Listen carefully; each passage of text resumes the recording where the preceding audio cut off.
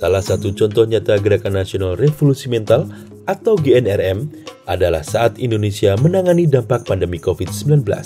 Terhitung sejak bulan Maret 2020, Presiden Joko Widodo kala itu mengumumkan kasus pertama COVID-19, seluruh aktivitas masyarakat seketika berhenti saat itu.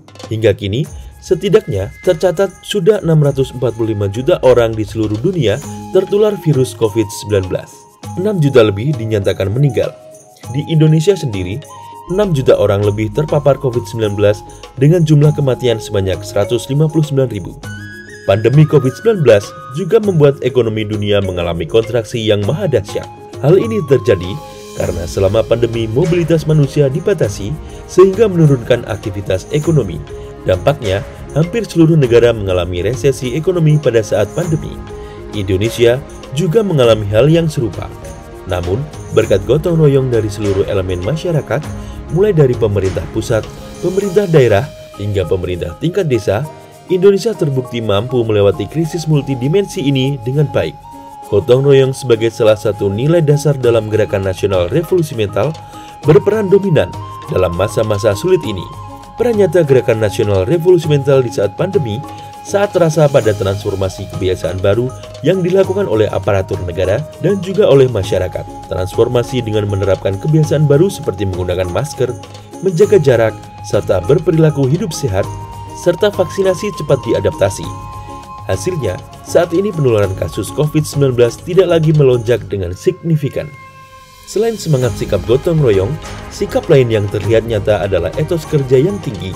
Sikap ini jugalah yang membuat Indonesia menjadi negara dengan tingkat ketahanan ekonomi yang baik saat puncak pandemi.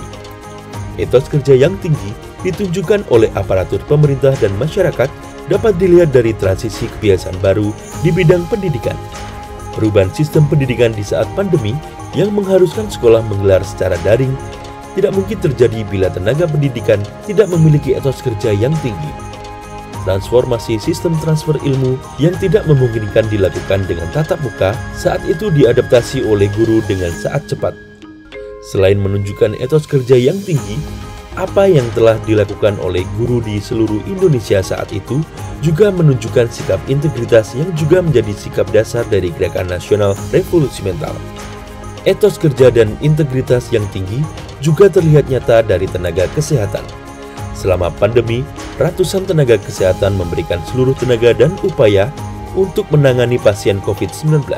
Mereka juga di ujung tombak dalam penanganan COVID-19 selama 2 tahun terakhir. Tanpa etos kerja dan integritas yang tinggi dari tenaga kesehatan, tidak mungkin pandemi dapat diredam seperti saat ini.